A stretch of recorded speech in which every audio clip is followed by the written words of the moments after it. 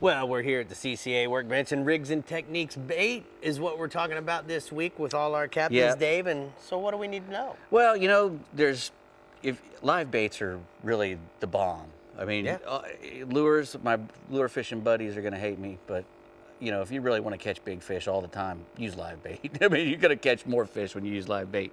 The problem with live bait is either obtaining it and then keeping it alive once you get it. Now, to get it, you obviously can go out and buy live bait.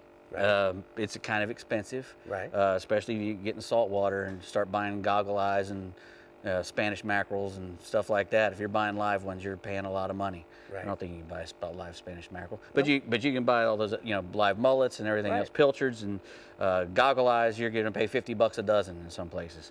Now, you can throw a cast net and get your own, catch your own.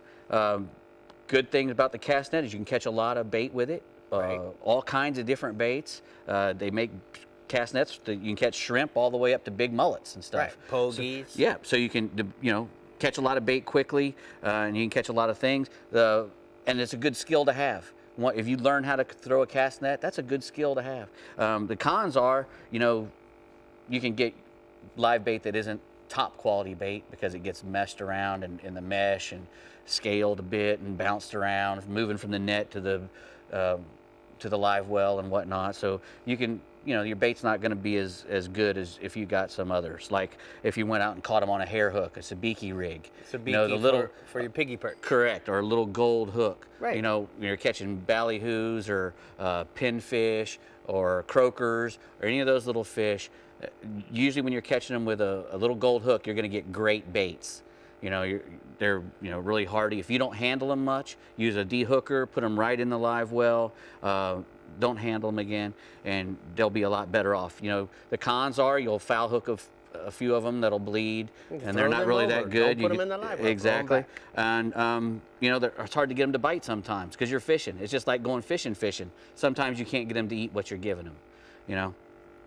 You can also try traps. They make all kinds of minnow traps and pinfish traps, and these are really good because the baits you get out of these are excellent. They haven't been hooked. You put a little bit of chum or a big dough ball in there, and a bunch of baits will swim in there, and you catch them. And when you go to harvest them, this stuff is really soft. Right. You put them right in your bucket, and they live a long time. The good thing also is it picks the size for you. These traps, they have a certain size hole. That's the only size fish that's going to get in there. The bad thing about that is that's the only size. It's the only size hole that's going to get in there. So if you're worried about catching a lot of different size baits, these probably aren't the way to go. But they will catch all the fish that'll swim in that little hole, and which are it's a great thing. Okay. So how are we going to keep them alive when we get them on the boat? Well, there's three things that are very important when you're talking about bait fish, and that's oxygen, the temperature of the water, and the acidity.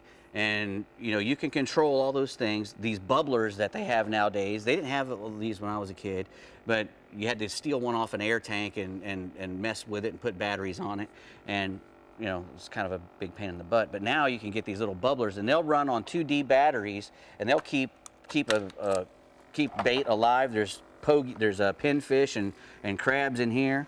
I'll try to this one's a bad one. See, this is one thing about buying bait.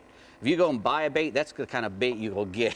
Look at that poor bait. See, he's got red on him, and that's what you want to avoid, guys. Yeah, it's got no tail. His tail's been chewed off, Right. And this guy's a little better. But then. Look at this little guy. Then. See, his tail's been eaten off while he was in the tank. Crab will get you too, boy. The place wasn't feeding him. See, but he looks pretty good other than his little tail. Yeah, and this is a great thing to put them in too, because this will keep them cool. This is one of those boxes that's insulated and will keep them cool. A bait box, and this will run for like 72 hours with 2D batteries. What's that other one? And you can you can get this in Academy. This comes with the whole top and the net, and it'll go on any bucket. And this little top, will also keep your shiners or whatever you want in there alive. And again, that little bubble box will keep that aerated for hours and hours and hours.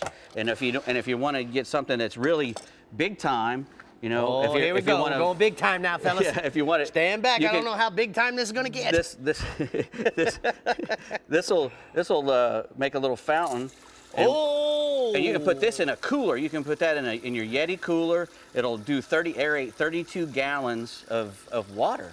So you can put that on the side of your cooler, or go on the bottom or on the side, and you can make that thing go up or down, and even adjust the flow to soft flow or full stream. There's the fountain of youth there, Yeah, baby. exactly. So that's, you know, a pretty cool thing. And like I said, you want to make sure you change your water often to keep that that acidity down, because the water, you know, when they're in there, the baits get in there, they get excited and they're urinating in there, and it makes it real acidic. A good thing to do is right when you catch your bait and you put them in a bucket of water, let them sit in there for like 5 minutes and then change that water. Go to a second thing of water and they'll last a lot longer. Trong told me You had a lot of great tips tonight. Good job. I didn't have a tip on how not to get bit by a blue crab. What do you think? Maybe next time. Maybe next time, Dave.